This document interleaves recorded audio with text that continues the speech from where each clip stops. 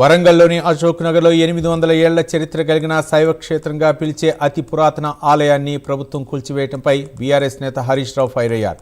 ప్రభుత్వం integrated school నిర్మాణం పేరుతో ఆలయాన్ని కూల్చివేయడంపై విమర్శలు గుప్పించారు. ఆలయాన్ని కూల్చివేసింది గుప్త నిధుల కోసమేనని, పురాతన ఆలయాలను ఇందుకోసమే తవ్వుతున్నారేమోనన్న అనుమానాలు వస్తున్నాయన్నారు. రేవంత్ రెడ్డి లంకెబిందుల వేటలోనే ఈ దేవాలయాన్ని కూల్చారన్నారు హరీష్ రావు. ఇవాళ వరంగల్ జిల్లా నర్సంపేట తాలూకా ఖానాపూర్ మండలం అశోక్ నగర్లో 800 ఏండ్ల కింద నిర్మించిన కాకతీయ రెడ్డిరాజులు నిర్మించిన గణపతి దేవుడు నిర్మించిన అద్భుతమైన శివాలయాన్ని కూల్చివేసినారు.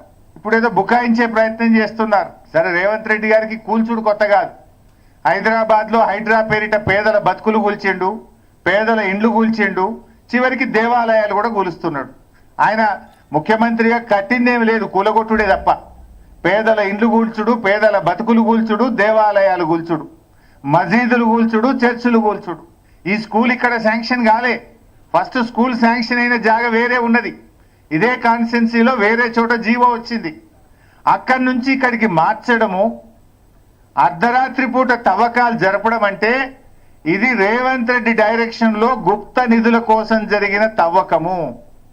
గుప్త నిధుల వేటలో 800 ఏండ్ల చారిత్రక సంపద శివాలయాన్ని కూల్చివేసిండు ఇవాళ రేవంత్ రెడ్డి గారు.